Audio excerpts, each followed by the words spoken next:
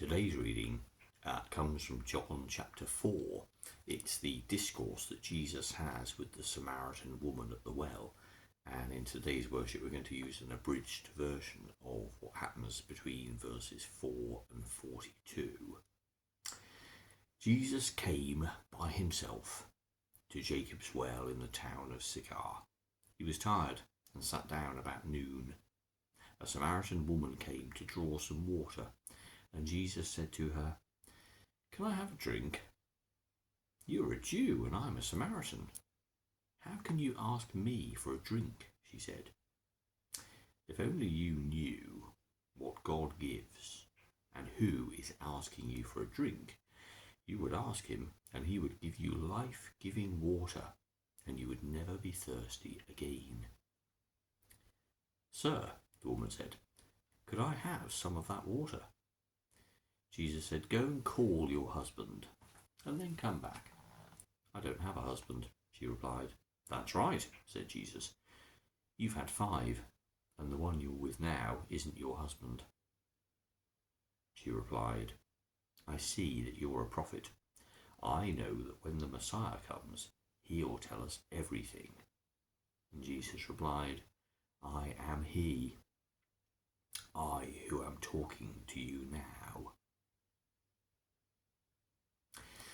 The reading then goes on to talk about how the woman goes back to the village and talks to the people there, and because of her enthusiasm, how they all flood out to see Jesus.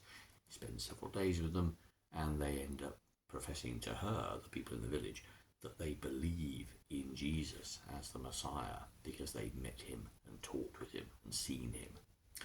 The story is a long one, and it's kind of juxtaposed with the discourse that Jesus has had with Nicodemus in the previous chapter, when of course Nicodemus ends up talking with Jesus about the things of the kingdom and yet not understanding at all. I've always enjoyed the discourse that Jesus has with the Samaritan woman because she gets it, unlike the educated religious man who doesn't. She does. But there's a story here, isn't there, behind the woman who comes. Coming at daytime, when the heat is at its strongest, was not what people did. Coming alone to collect water as a woman, vulnerable and open to abuse and attack, is also not something that somebody would do at that time. So the fact that she comes alone in the heat of the midday sun tells us something about the fact that she's a little bit outside of normal society. The references to her husbands, the 5 men that she's been married to and the one now she isn't married to, could all be explained by justifiable and fine legal reasons. But again, there's a suspicion that, she's somebody whose morals would be questioned, who others would look at askance, who others would perhaps ignore and reject, who others would regard as lesser. And maybe that's the reason why she comes in that unusual time, in that unusual way, to the place where Jesus happens to be. And just as Jesus talks to the man born blind about being light of the world, so to the woman who comes seeking water, Jesus is the source of life-giving water. In both those conversations, and indeed to Nicodemus, Jesus in John's Gospel is always saying, look, God is the solution to everything you quest. Everything that you feel is lacking in life, God is that answer. Not because it is going to be literally water that never runs out, that goes on forever, that simply means you don't have to come back to the well. That's not the point. It's water as the source of life. All of these things are metaphors for the things that are the source of life, the things that matter, the things that make a difference to someone's life. And so Jesus comes and presents himself to people who have eyes to see and ears to hear, and says, look, the solution to your questing is me. I am here before you. And in the case of the Samaritan woman, and indeed the man born blind, they end up finding that completely. And the transformation of what happens with the woman's life is as radical as the sight being restored to the man born blind.